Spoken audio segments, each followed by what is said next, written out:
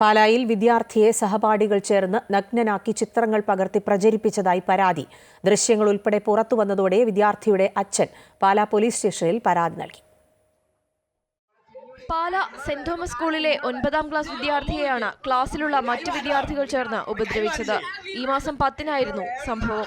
വിദ്യാർത്ഥിയെ ബലമായി പിടിച്ചുവെച്ച ശേഷം വസ്ത്രങ്ങൾ ഊരിമാറ്റുകയായിരുന്നു. വിദ്യാർത്ഥിയുടെ വസ്ത്രം ഊരിമാറ്റുന്നതുൾപ്പെടെയുള്ള ദൃശ്യങ്ങൾ ചിത്രീകരിച്ച വീഡിയോ എടുത്ത് പ്രചരിപ്പിക്കുകയായിരുന്നു. ദൃശ്യങ്ങൾ പുറത്തുവന്നതോടെ വിദ്യാർത്ഥിയുടെ അച്ഛൻ പാലാ പോലീസ് സ്റ്റേഷനിൽ പരാതി നൽകി.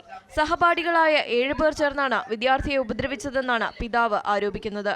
സെന്റ് തോമസ് സ്കൂളിൽ 9ാം സ്റ്റാൻഡേർഡിൽ പഠിക്കുന്ന എൻ്റെ മകനെ കൂടെ പഠിക്കുന്ന സഹപാഠികൾ മാനസികമായിട്ട് പീഡിപ്പിക്കുകയും റാഗ് ചെയ്യുകയും ആ വീഡിയോ എടുത്ത് ഇൻസ്റ്റഗ്രാമിൽ പോസ്റ്റ് ചെയ്യുകയും ചെയ്തിട്ടുണ്ട്. ഒരു തവണയല്ല, പല തവണയും ഇത് ചെയ്തിട്ടുണ്ട്.